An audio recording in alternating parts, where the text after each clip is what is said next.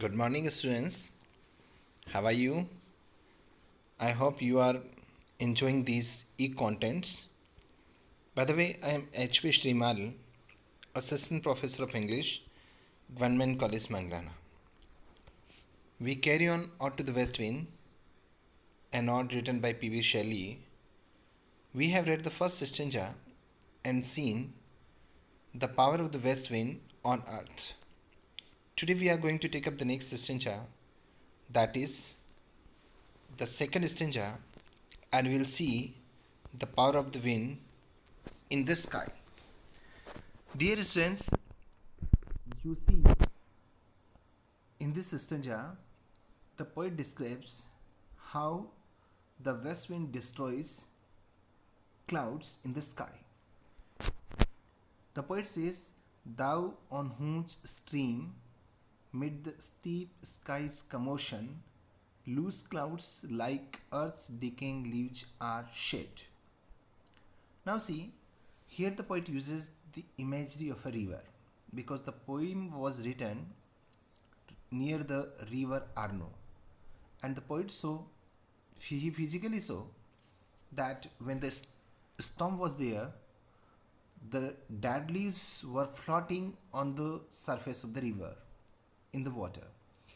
The same imagery has been used here in the poem, and the poet says that the west wind is flowing in the sky, and the upper layer of the wind forms a stream, and on that stream the poet visualizes the clouds are floating, and that's why he says, thou means the west wind, on whose stream, mid the steep sky's commotion means agitation.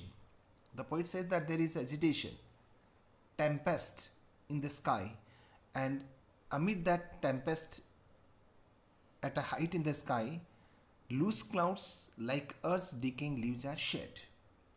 Loose clouds, just like the dead leaves of the earth, are shed and starts floating on the surface of the wind.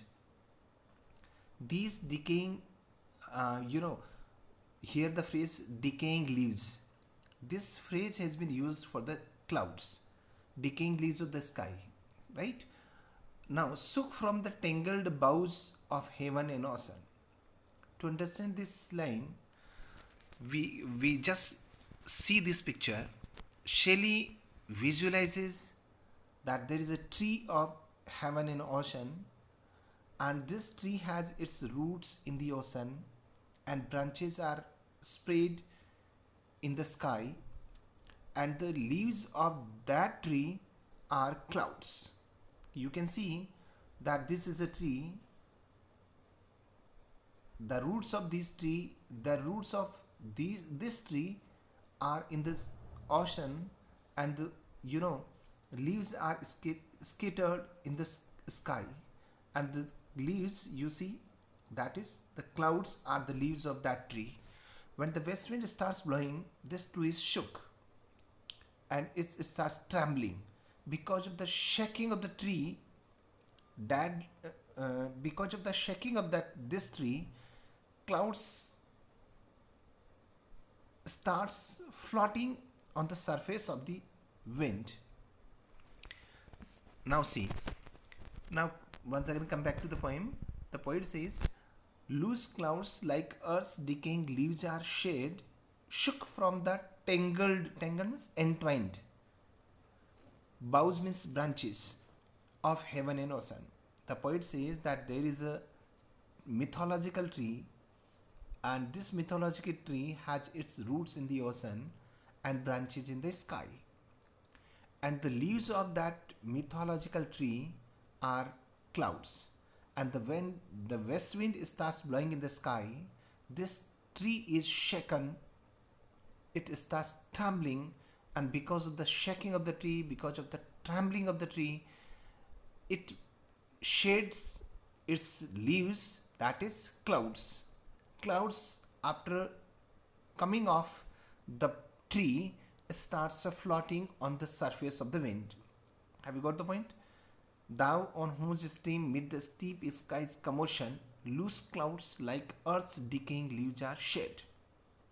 Loose clouds are shed just like the dying leaves are shed or scattered by the west wind, shook from the tangled boughs of heaven and ocean. Angels of rain and lightning. Again, that's a very important phrase. And this phrase is used for clouds. Clouds are called the angels of rain and lightning because they forecast. They are the torch bearers of rain and lightning. They are spread on the blue surface of thine airy surge. Then the poet says, there are spread on the blue surface of thine airy surge. Thine means your, airy means environmental, surge means surface. Sorry. The poet says that on the environmental surface of the west wind, there are spread like the bright hair uplifted from the head of some fierce Maenad. Look, the simile has been used. Like the bright hair, bright means shining, hair uplifted from the head of some fierce means aggressive, Maenad. Maenad are the female followers of the wine god Bacchus. The poet says, just like the shoveled hair of some female followers of Bacchus, there are spread on the blue surface of the environmental layer of the west wind. Now, even from the dim verge of the horizon to the zenith's height, this is the canvas. Even from the dim verge, dim means invisible, verge means point. From the invisible point of the horizon to the zenith's height, that is the height in the sky.